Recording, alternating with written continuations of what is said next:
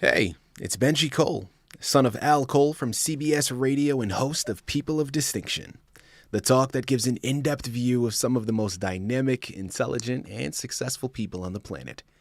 Run to our website, peopleofdistinction.org for more info, or you can always email me directly at benji@alcoleenterprises.com.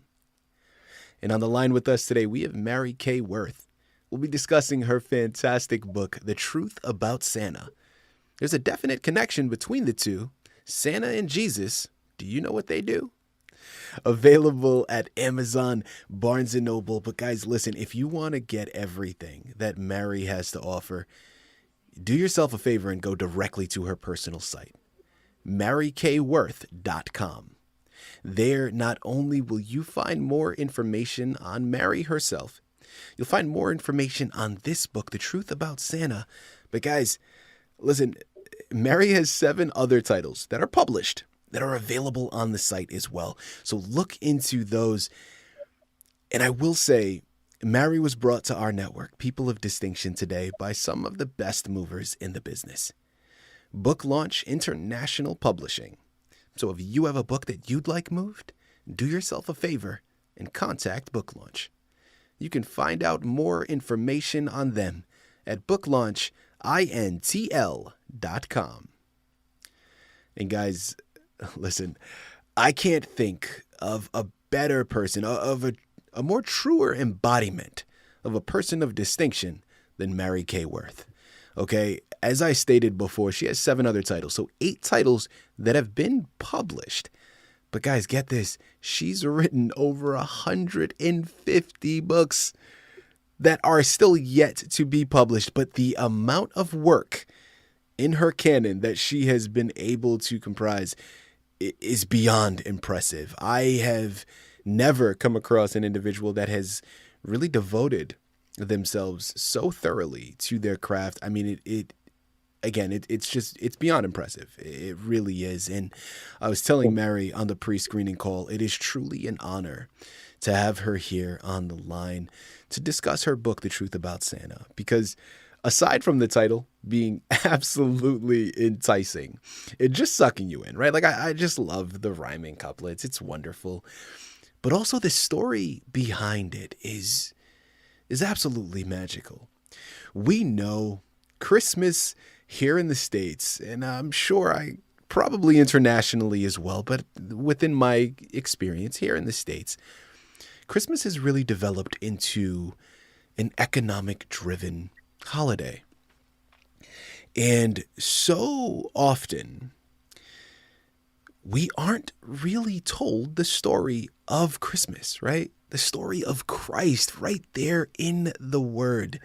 It has His name. And I remember growing up, me and my brothers, we went to church and we knew about that underlying message. We knew about the story of Christ, and really that's how Christmas came about.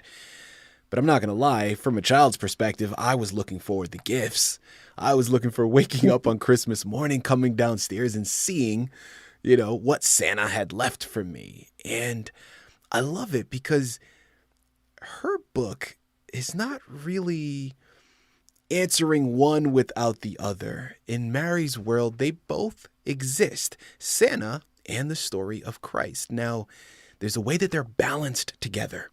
And ultimately, it's a story of hope, but it's such a unique perspective that she's taken, and I really love it because it's comprised and articulated through a poem. So sit back, strap in, get ready for a fun-filled ride with an education attached to it. Mary, first and foremost, welcome to People of Distinction, and thank you so much for being a guest. How are you?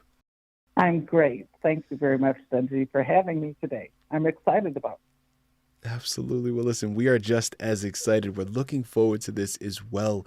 As I stated, it's an honor to have you here. Now, Mary, I know we have so much information to cover. Now, before we go into the book, let's hold off slightly. Start by telling our listening audience a little bit more about yourself, please. I will. I actually was a single mom from the time I was 5 and 6 years old, college educated, taught special education for 16 years, and for 16 years I was an administrator.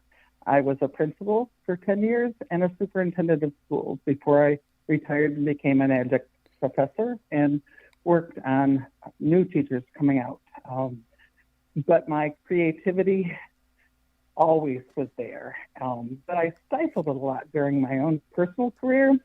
But 6 months before I retired, it started coming out. And there was no holding it back. There was absolutely no holding it back. And that this whole family legacy library has been done in the last 9 years. Many of the photos are older than that.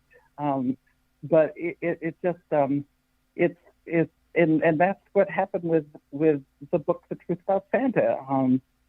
I learned along the way that I like to take photographs and I like to write. I've kept a journal off and on for years, and often my journal has become my text for many of my books, with a date and a reference, and so they work really well because I can go back and I can look at them and I can look for them that way. And so that part has been extremely useful tool for me. And then it got married with technology, and I actually put the three together.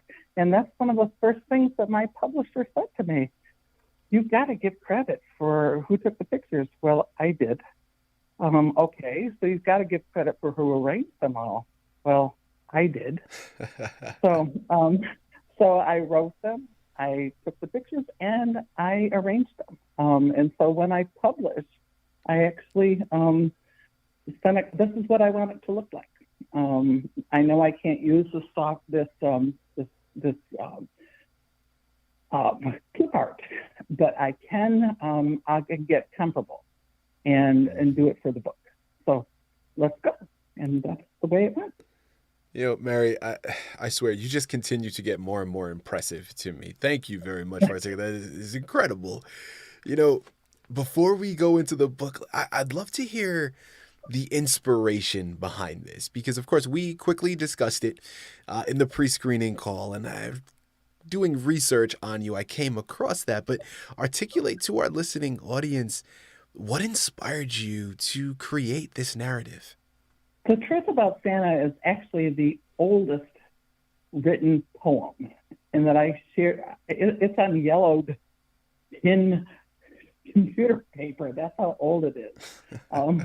And I used to read it on a regular basis, and I wanted to publish it.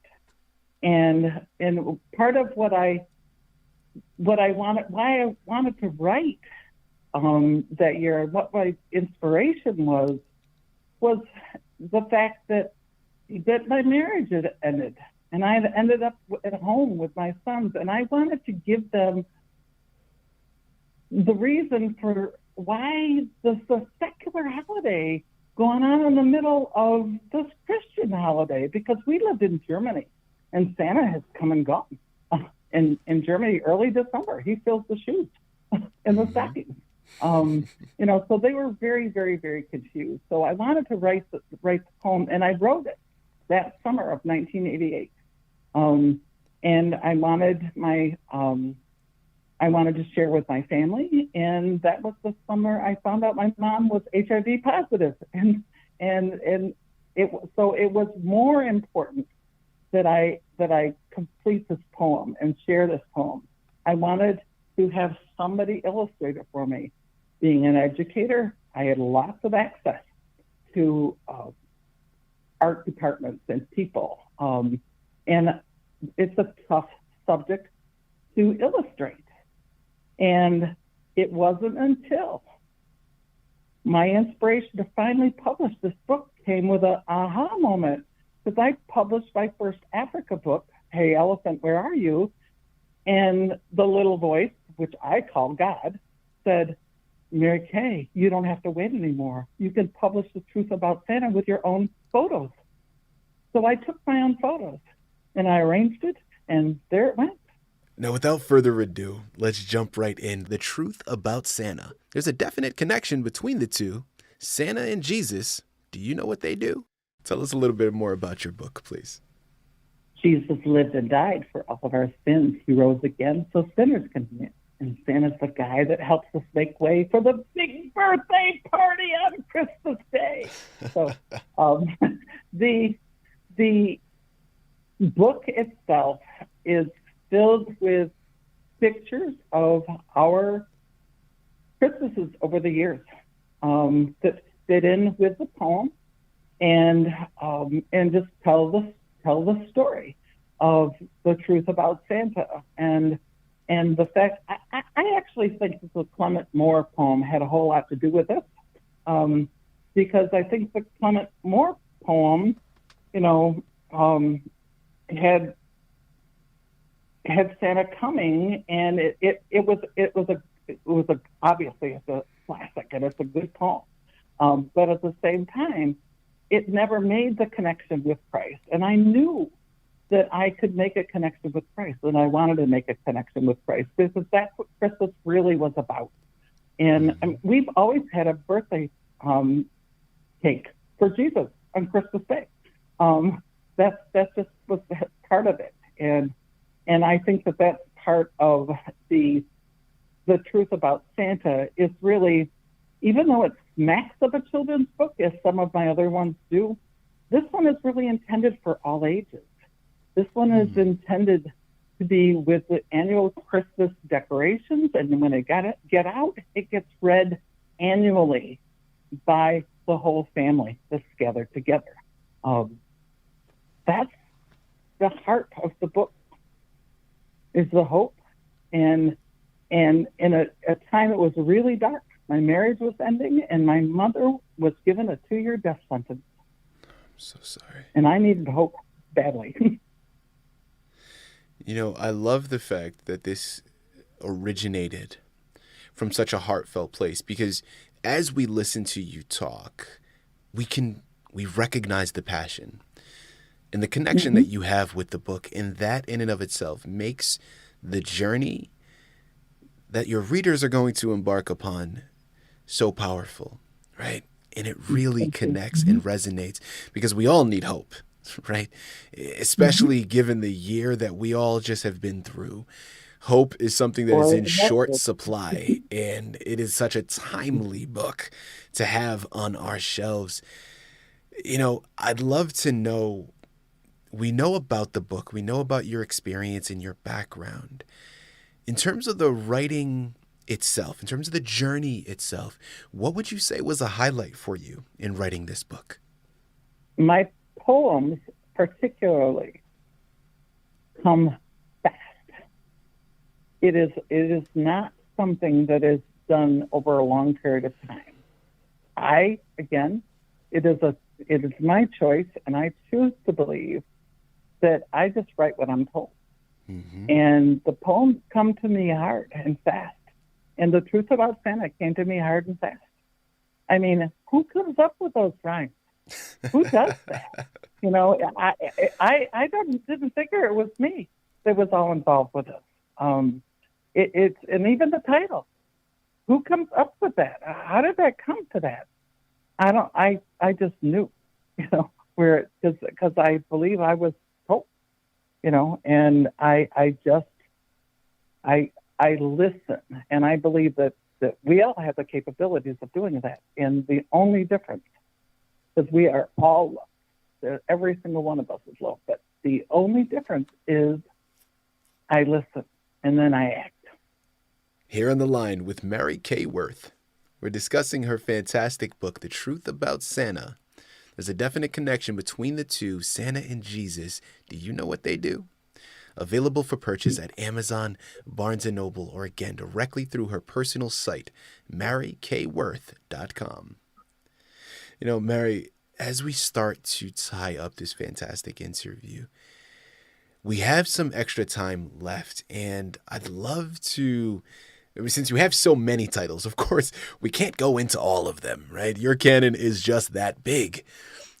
But we have you here on the line. We have some extra moments. Please, if you can, one of the other titles in which you've written, or I know you're in the process of creating another one at the moment, please articulate to our listening audience one of the other titles you have in your repertoire. Well, one of the other titles that is already published is I'm gonna go to the train series. There's 2 books: Pop-Up's Train Ride and The Great Train Robbery. And again, I'll talk specifically about The Great Train Robbery. That is my 8th published book. And by then, I already had a contract with the train company, and I was writing and able to publish or sell my book, Pop-Up's Train Ride. But I knew I wanted to write another book, The Great Train Robbery. And the first day I wrote, the poem came to me fast. And so the second day, I wrote again. I specifically put myself on the car where I knew that the train would stop and the bad cowboys would enter the train. And because there was a piece of the poem that I didn't have a picture for, so I literally put myself in the drama. And the bad cowboys are coming onto the train, and from the back, with my camera ready, I holler, "Hands in the air!" And even the sheriff, who was part of the act, everybody put their hands up. And so I got this great shot. It's in my book. And it's just because I'm just afraid to do some of those things, and but also know when I have to follow rules. But I've always been a rule breaker. Even as a superintendent of schools, you just do stuff and don't tell people. That's how it works. So anyway, but The Great Train Robbery, again, I had a lot of fun taking the pictures, and it's a great learning curve between that one and Pop-Up's Train Ride, because one of the people in Pop-Up's Train Ride is also in the Great Train Robbery, but he has a different role and he's in a different costume. So I asked, people to compare the 2 books and to look at the differences between the 2 books. So it's just I think I said it best on my video. The very best is always reading with kids and interacting and reading with people and interacting, watching their faces. And it's a blessing for me to be able to witness that. It's just a blessing. I mean, I do want to go back to the truth about Santa. Can I do this? Yeah, of course. Absolutely. Okay. Because I want to tell you about just before COVID last year, in December, I had moved to Virginia to get out of the snow and ice because I no longer drive anymore and because I've had major brain bleeds.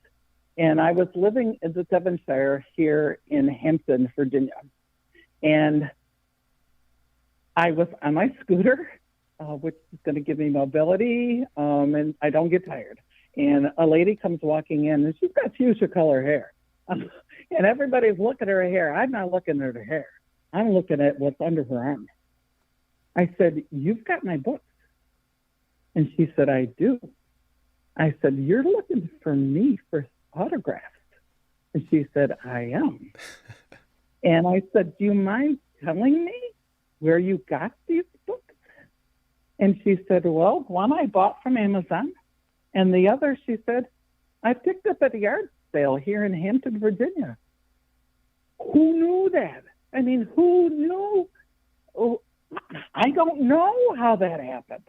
I don't know. But she had 2 copies of my book, and that is exactly what happened.